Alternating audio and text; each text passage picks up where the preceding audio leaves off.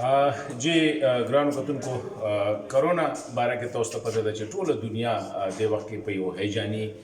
کیفیت کې ده خو نن زه غواړم تاسو سره یو خصوصي په دې حوالې سره خبرو کوم چې د کرونا د سچویشن چې راغلی هوښیار خلک ښه قومونه په ځای د دې چې په دې سیاستو کې یا ویریږي یا کینې کور او بلکل زه وایم چې دا یو اپرچونټي ده یو موقع ده لیټس ایکسپلایټ څنګه کور کې ناستې نوي څیزونه زده کې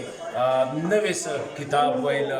فیملی سره د کور والا سره د بچو سره د خویندو وروڼو سره د ملګرو سره لږ سوشل ډسټنسینګ لکه څنګه چې زما سره راشد بھائی لګیا دی په یو فاصله کې پکار دی خو دا فاصله هم داسې نه لکه ذهني فاصله زیاتول پکار دي او دا فزیکل فاصله چې کوم دی دا خیر دی که ډېره شي. زه وایم چېرې په دا اوس یو موقع ده چې تاسو خپل سکل انهانس کړئ تاسو چې کوم دی څه نوي شی زده کړئ په ځای د دې زه په سوشل میډیا والا ته زه دا وایم چې په خاصه توګه غیر ضروري څیزونو کې ځان له ټایم خرابولو په ځای باندې پکار دي په د یوټیوب باندې په ګوګل باندې نوې ټیکنالوژیز لکه خپله باندې ما هغه ورځ کته چې په کور کې به ګارډنینګ څنګه کوې په کور کې به مرغۍ څنګه ساتې په کور کې به طوطیان څنګه ساتې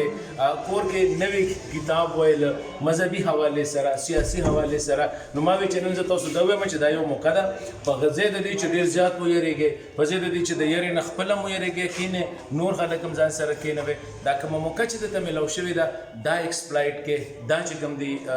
استعمال کې نوي څیزونه پکې زده کې نوې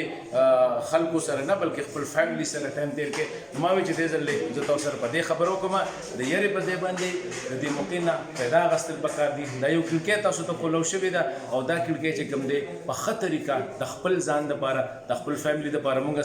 څنګه استعمالولی شو this is a challenge for you.